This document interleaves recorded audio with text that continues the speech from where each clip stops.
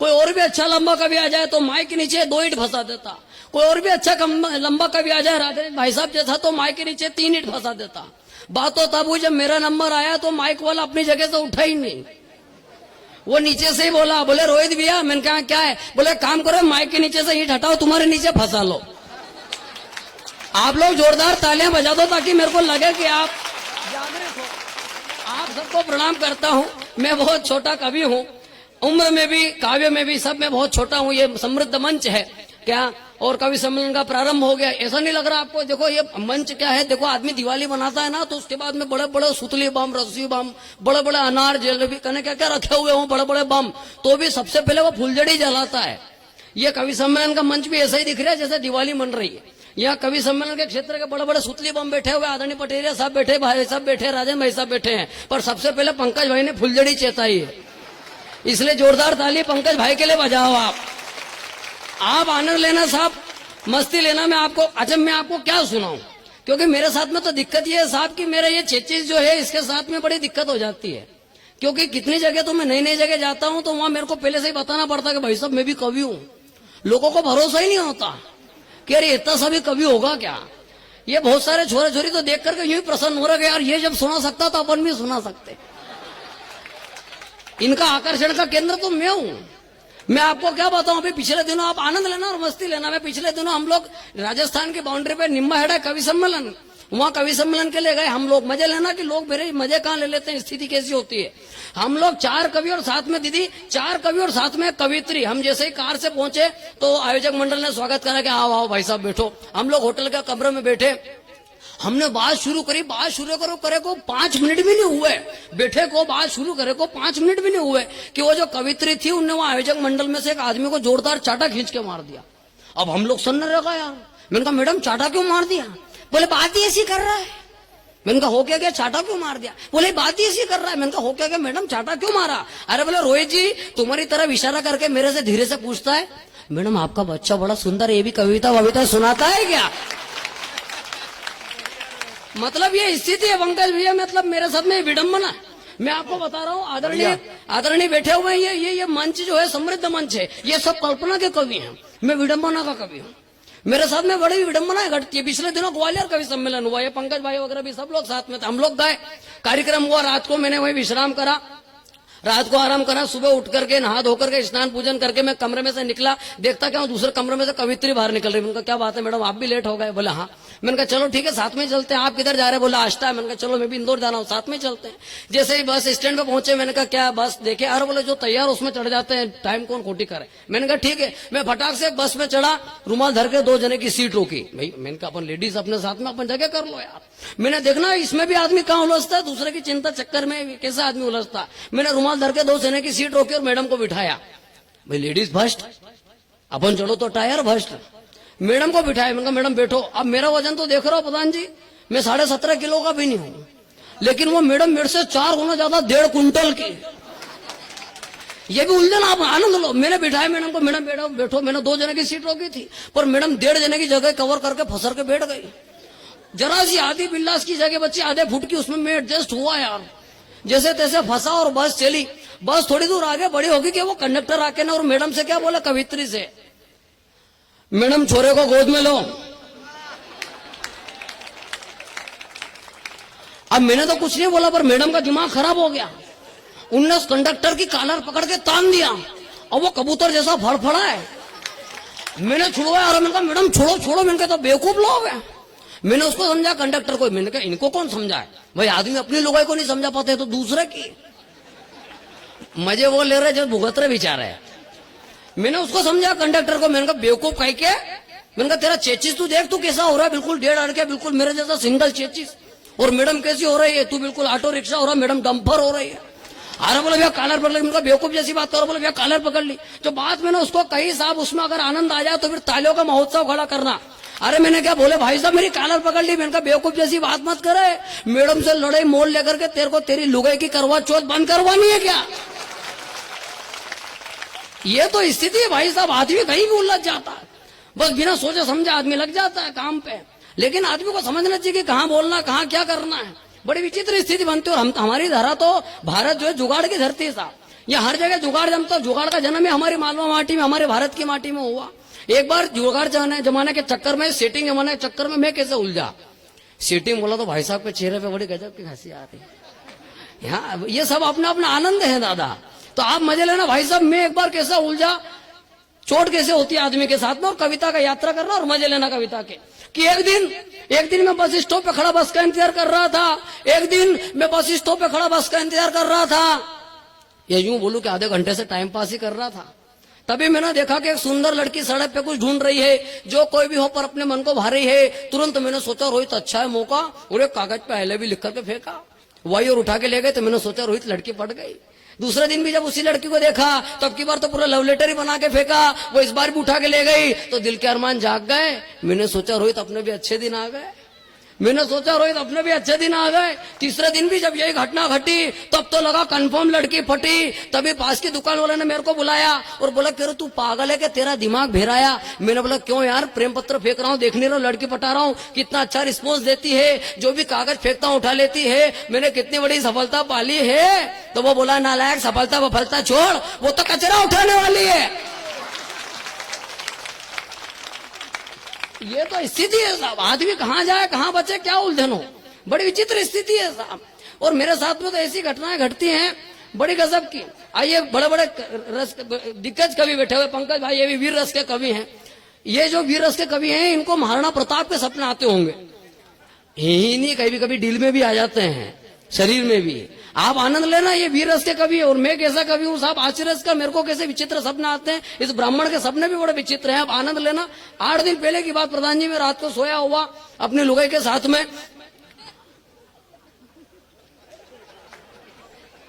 अब इसमें भी लोगों को भरोसा नहीं होता कि मेरा ब्याह हो गया। ये भी विडम्बना है, क्यों मैं आपको बताया कि चीज ही ऐसा है। इसमें मैं क्या करूं, इसमें मेरी क्या गलती, यही क्या मेरे पापा की भी क्या गलती।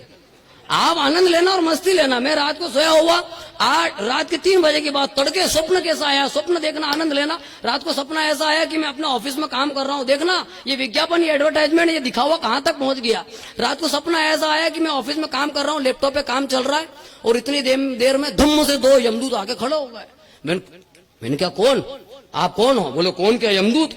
मैंने कहा यहाँ काहे के लिए आए? बोले तेरे को लेने के लिए आए। और उनका भाई साहब मैं तो अभी 25 का भी नहीं हुआ। बोले तेरा 25 हमको क्या मतलब, हमको तो हमारा टारगेट पूरा करना है। मैंने कहा तेरे को भी टारगेट है क्या ग्राम पंचायत में? तू क्या? बोले नहीं, ग्राम पंचायत छोड़, तेरे को घसीट के ले जाएंगे। और उनका भाई साहब मैं तो नहीं चलूंगा। बोले नहीं, ले जाना पड़ेगा। मैंने कहा चलो ठीक है यार, अपन इज्जत बचाओ, इनके साथ चलो, नहीं तो ये टांगा टोली करके ले जाएंगे, गरुड़ पुराण में पड़ा अपन। मैंने कहा ठीक है। मैंने ऑफिस का लैपटॉप वगैरह छोड़ा, मैं दोनों यमदूत के साथ नीचे उतरा। जैसे बिल्डिंग से बाहर उतरा, सड़क पे आया। मैंने कहा कहाँ है तुम्हारा वो पुष्पक विमान? बोले काय का विमान? ये तो सही फटफटी पल्सर। और मैंने कहा फटफटी में लेके चलेगा? बोलो और क्या, तेरे लेके विमान आएगा। उसने बिठाया, दूसरा आगे, एक यमदूत बैठ गया पीछे, दूसरा बैठ गया बीच में, मेरे को फंसा ले, आकाश मार्ग से ले जाने लगे। थोड़ा सा आगे बढ़े कि मेरे को एक बिल्डिंग दिखाई दी, और मैंने कहा रुक, ये बिल्डिंग कैसी है? स्वप्न देखो, सपना देखो। मैंने कहा बिल्डिंग कैसी है? बोले बिल्डिंग ये तो नरक है। और मैंने कहा आए तो जरा दिखा दे यार। बोले हाँ, खिड़की खोल के देख ला। मैंने कहा ठीक है। मैंने नरक की खिड़की खोल के देखा तो बड़ा भारी स्विमिंग पूल, उसके अंदर दूध दही फूलों के पंखड़े इत्र डाला, लोग स्नान कर रहे हैं। साइड में 8, 10, 15 अप्सराएं नृत्य कर रही, 10, 15 बाबूजी बैठे हुए पकवान खा रहे हैं। और मैंने कहा ऐसा नरक है क्या? बोले हाँ। मैंने कहा नरक कैसा तो स्वर्ग कैसा होएगा? बोले चल बता देते हैं। उसने फिर फटफटी में बिठाया, ले जाके फिर एक बिल्डिंग है, स्वर्ग आया। मैंने कहा ये स्वर्ग है? बोले हाँ। मैंने कहा अंदर जाओ। बोले खिड़की खोल के देख लो पहले। मैंने जैसे खिड़की खोल के देखी तो बड़ा भारी ऊंचा सिंहासन, उसके ऊपर इंद्र भगवान बैठे हुए, सबको प्रवचन दे रहे हैं। 8, 10, 15 बाबूजी बैठे हुए, वो कपाल भाती कर रहा है, अनुलोम विलोम कर रहा है। 10, 15 बाबूजी बैठे हुए फूलों की माला बना रहे हैं। अरे मैंने कहा ऐसा स्वर्ग है क्या? बोले हाँ। मैंने कहा इससे अच्छा तो नरक में ले चल यार। बोला सोच लो रे, एक बार अंदर जाने के बाद बाहर नहीं आने देंगे। मैंने कहा सोच ले, तू तो ले चल। उसने फिर फटफटी में बिठाया, ले जाके नरक छोड़ा। जैसे पहुंचा, आनंद लेना और मजे लेना। जैसे उतरा, दोनों यमदूत साथ में उतरे, एक ने गेट खोला और लात मार के अंदर कर दिया और गेट लगा लिया। अब जैसे मैं नरक में अंदर पहुंचा तो 8, 10 यमदूत मेरे ऊपर टूट पड़े। एक जना बोला कि इसकी गर्दन काट लो, दूसरा बोला कि इसको कड़े में तल लो, तीसरा बोला कि इसकी आंतड़ियां निकाल लो। तो मैंने सबको रोका। मैंने कहा रुको रुको, ये क्या हो रहा है? बोले ये तो हमारा काम है। और मैंने कहा ये काम है तो स्विमिंग पूल वगैरह, अप्सरा वगैरह, वो सब क्या था? तो उसने जो जवाब दिया उसमें मजा आ जाए तो फिर तालियां उठाना। मैंने बोला यही सब कुछ है तो अप्सरा वगैरह, स्विमिंग पूल, वो क्या था? तो यमदूत क्या बोला? अरे बोले बेवकूफ कह के, वो सब तो हमारा एडवर्टाइजमेंट था। ये स्थिति है। ये आनंद की बात है। तो सब हमारी स्थिति ये है कि हम आनंद की बात करते हैं, हम मस्ती की बात करते हैं, हम संस्कारों की बात करते हैं, हम संस्कृति की बात करते हैं, हम समाज की बात करते हैं, हम अनंत अनंत कोटि विदेशों की बात कर लेते हैं, लेकिन हम हमारे घर में बैठे अपने सगे भाई से बात नहीं करते। इससे बड़ी विडंबना की बात और क्या हो सकती है। ये विडंबना, ये हमारा समाज की पराकाष्ठा। मैं आपको बताऊं, ये आयोजन किया जा रहा है, इतना शानदार आयोजन ये संगठन ने किया, ये देश, ये प्रेम से ग्रामवासियों ने किया। हम ये आयोजन क्यों कर रहे हैं? क्योंकि आम आदमी आज दुख, क्लेश, विकारों से, त्रितापों से क्लेशित है, आक्रांत है, सब प्रकार से दुख है, टेंशन है, चिंता है, और संस्कृति से दूर हो गया, पाश्चात्य संस्कृति में, परिवेश में चला गया है। तब जाकर के हमें इन मरीचिकाओं से, उलझन से बाहर निकलने के लिए कार्यक्रम या आयोजन करना पड़ता है। मैं 4 पंक्तियां समृद्ध मंच को प्रणाम करते हुए पढ़ता हूं कि हमारे दिल की इच्छा क्या है। मेरी पंक्तियां उस प्रभु से क्या है। मैं उस मां से यही कहता हूं कि थाम कर तू हाथ मेरा जीवन बना दे। आपका स्नेह मिले, आपके हृदय की बात हो तो, कि थाम कर तू हाथ मेरा जीवन बना दे, इस अंतर्मन के पतझड़ को सावन बना दे। थाम कर तू हाथ मेरा जीवन बना दे, इस अंतर्मन के पतझड़ को सावन बना दे। सुखों की मरीचिका में उलझा है ये मन मेरा, तू आजा मेरे चितवन को मधुवन बना दे। तू आजा मेरे चितवन को मधुवन बना दे। क्या हो गया सर, आप मेरे को ऐसे घूर घूर के क्यों देख रहे हो? हाँ, नहीं, मैं समझ गया आप क्या सोच रहे हो। आप ये सोच रहे हो कि यार इतनी देर से तो बढ़िया रेडियो मिर्ची चल रहा था, विविध भारती किसने ठोक दिया। ऐसा स्थिति, ये सब मैं इसलिए कह रहा हूं बीच बीच में, ताकि आपको लगे कि मेरे में अकल वकल भी है। हाँ, नहीं तो क्या लोगों को भ्रम हो जाता है। हास्यरस के कवि को लोग यूं भी हल्के में ले लेते हैं, और मेरे तो स्थिति आप देख रहे हो, मैं कितना हल्का, क्या स्थिति मेरी। अभी मैं ट्रेन में सफर कर रहा, 8 दिन पहले की बात हो, सीट के चक्कर में एक व्यक्ति तो उलझ गया, और वो उसने हल्के में ले लिया अपने को, और बिल्कुल हट्टा कट्टा हो रहा। मेरा तो स्थिति देख ही रहा हो। उसने मेरे को क्या कहा, मैं पंक्ति में पढ़ता हूं, मजे लेना। उसने क्या कहा कि अबे तू क्या लड़ेगा, तेरा चेचिस ही खत्म है। ये चेचिस, ये बॉडी की चेचिस। अबे तू क्या लड़ेगा, तेरा चेचिस ही खत्म है। तुझ पे तो फूंक मारना भी एक सितम है। मैं बोला पटक दूंगा तुझे एक चांटे में। अब कॉन्फिडेंस में मजा आया तो तालियां उठे। मैं बोला पटक दूंगा तुझे एक चांटे में। चेचिस में नहीं दम तो क्या इंजन में तो दम है। चेचिस में नहीं दम तो क्या, इंजन में तो दम है ना दादा। मैं आपको बताऊं, बहुत सारे अभी पिछले दिनों कार्यक्रम हुआ, तो पंकज भाई ने मजे मजे में कह दिया, बोले रोहित जन्नाट है, इसका चेचिस देखो ये कैसा है। लेकिन ये क्या स्थिति है इसकी कि ये अपनी बातों से हर महफिल को सजा देता है। ये वो पौवा है जो बोतल का मजा देता है। मेरा दिमाग ठनका, और मैंने कहा इनने पौवा कह दिया अपनों को इतना सा। तो मैंने फिर 4 पंक्तियां पकड़ी। मैंने बोला कि मैं हंस सफेद झक्क काला कौवा नहीं हूं। सुनना, कि मैं हंस सफेद झक्क काला कौवा नहीं हूँ, सीधा सा आदमी हूँ, कोई हौवा नहीं हूँ। मस्ती की खुमारी में दूंगा तुमको हंसा कर, मस्ती की खुमारी में दूंगा तुमको हंसा कर। खम्बा उठा को का कोई पौवा नहीं हो, खम्बा उठा। नहीं बढ़िया तो है भैया, आपका आशीर्वाद है तो बढ़िया ही है। क्या हो गया बेटा? हाँ, तुम एक दूसरे को मत खींचातानी करो, आनंद से सुनो। बच्चों की स्थिति बड़ी विचित्र है। अभी पिछले दिनों एक कार्यक्रम हुआ उज्जैन के पास में, नवरात्रि के टाइम पे हम लोग गए। वहां माता जी मां भगवती महिषासुर मर्दिनी की मूर्ति स्थापित कवि सम्मेलन के मंच के पास। मैंने सोचा यार मंच पर चढ़ने के पहले माँ के दर्शन कर लें। जैसे माँ के पैर पड़ने के लिए गया तो मैं देखता क्या हूँ, एक लेडीज का बच्चा कुछ बोलने की कोशिश कर रहा, लेकिन वो माँ उसका मुंह दबा रही, चुप कर रही उसको जैसे तैसे जबरदस्ती। और मैंने कहा भाभी जी बच्चे को बोलने दो, बच्चे बोलते तो इससे उनका विकास होता है, बोलने दो, बच्चे बोलेंगे तो इससे उनका विकास होगा। तो भाभी जी क्या बोली, बोले भैया विकास गया भाड़ में। ये तो यूं बोल रहा है कि मम्मी मम्मी वो माता जी के नीचे जो राक्षस पड़ा ना वो पापा जैसा दिख रहा है। ये तो इनकी स्थिति है, मतलब इनको कुछ कह नहीं सकते आप, बड़ी खतरनाक स्थिति है। हमारे गांव में, हमारे पास में हमारे माता जी का मंदिर है, वहां भजन संध्या चल रही और 8, 10, 15 औरतें बैठ करके भजन कर रही, झन झन झन चको झन झन झन चको झन। नाचो मत बेटा, पहले सुनो। तो वहां ये भजन चल रहा है, इतनी देर में एक बच्चा, चाय का ब्रेक हुआ बीच में। आप देखना हमारे संस्कृति में आनंद कहाँ तक फैला पड़ा हुआ है, माटी माटी में बिखरा पड़ा। वो बच्चा दौड़ के आया और माँ की गोद में भरा। बोले माँ माँ एक सवाल पूछूं? बोले बेटा हाँ पूछ। अब 15 औरतों के बीच में वो बच्चा क्या प्रश्न पूछ रहा है ये देखो आप। बोले माँ माँ। बोले हाँ बेटा। बोले मैं पैदा कैसे हुआ था? अब ये कोई प्रश्न है? लेकिन माँ तो ममता की मूर्त साहब, ब्रह्मांड को बनाने वाली, सृजन करने वाली। माँ ने उस बच्चे को समझा दिया, नन्हा सा बच्चा, बोले बेटा मैंने क्या करा था कि एक डब्बा लिया और डब्बे में मिट्टी भर दी, वो डब्बा बंद करके रख दिया। थोड़े दिन बाद डब्बा खोला, मिट्टी हटाई तो उसमें से तू निकला। माँ ने ऐसा समझा दिया, बोले बेटा ऐसा जन्म हुआ। माँ ने समझा दिया और माँ वापस भजन में लग गई, भक्ति में। लेकिन बच्चों की आदत रहती भाभी जी, इनको कोई भी बात बोलो ना तो जाके और प्रैक्टिकल करके देखते हैं। नहीं, आप आनंद लेना, उस बच्चे ने भी यही किया जो आप सोच रहे हो। वो भी पीछे घर के बाड़ में गया, पीछे डब्बा लिया, डब्बे में मिट्टी भरी, डब्बा बंद करके रख दिया। 8 दिन बाद डब्बा खोला, मिट्टी हटाई तो उसमें से काकरोच निकला। अब उस कंसारी को, उस काकरोच को देख के इसको गुस्सा है तो ये क्या बोला, बोला इच्छा तो ऐसी होए कि तेरे को यही मसल दूं, पर क्या करूं, तू ये तो औलाद मेरी। ये तो स्थिति है साहब, आप कहीं भी जवाब दे दो, बड़ी विचित्र स्थितियां होती है। मैं आपको एक बान की सुना करके और फिर स्थान ग्रहण करूंगा कि आप लोग अच्छा सुन रहे हो। पिछले दिनों एक कार्यक्रम हुआ भोपाल के अग्रसेन चौक पे, आप लोग अच्छा आनंद ले रहे हो। ग्रामीण लोग, गांव के लोग हृदय से सुनते हैं, यहाँ मन सुनता है, वहां धन कविता सुनता है। वहां बाबूजी सामने एक सेठ जी बैठे हुए, वो ताली नहीं बजाया, घूर घूर के देखे। सब लोग आनंद ले रहे हैं, उनका नौकर पास में बैठा, वो भी ताली बजा रहा, वो घूर घूर के देखे। तो मेरा को बड़ा पीड़ा हो, मेरा उतरा कार्यक्रम खत्म हुआ, मैंने कहा सेठ जी आप घूर घूर के देख रहे हो, क्या बात है यार, आप ताली क्यों नहीं बजा रहे हो, ये नौकर भी ताली बजा रहा है, मजे ले रहा है, आप सुमड़ो जैसे घूर घूर के देख रहे हो हमको। तो वो सेठ जी ने ताली ना बजाने का क्या कारण सुनाया, मैं छंद के माध्यम से रखता हूँ, उसके बाद कविता सुनता।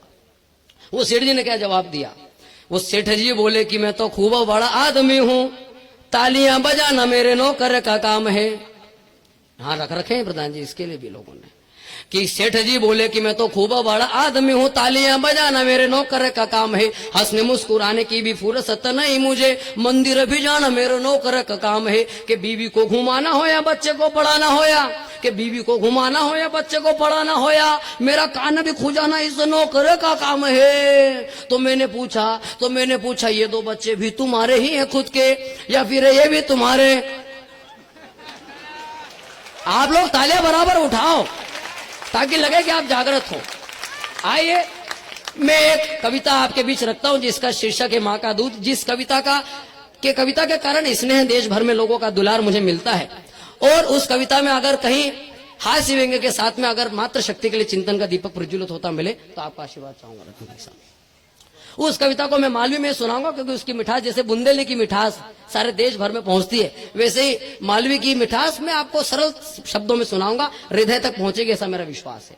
आप लोग हृदय से सुनेगा कि स्थिति क्या है। कि रेलवे स्टेशन पे खड़े हो मैं दोनों हाथ में झोला लेके, रेलवे स्टेशन पे खड़े हो मैं दोनों हाथ में झोला लेके, सामने से एक मैडम खड़ी थी हाथ में कोका कोला लेके।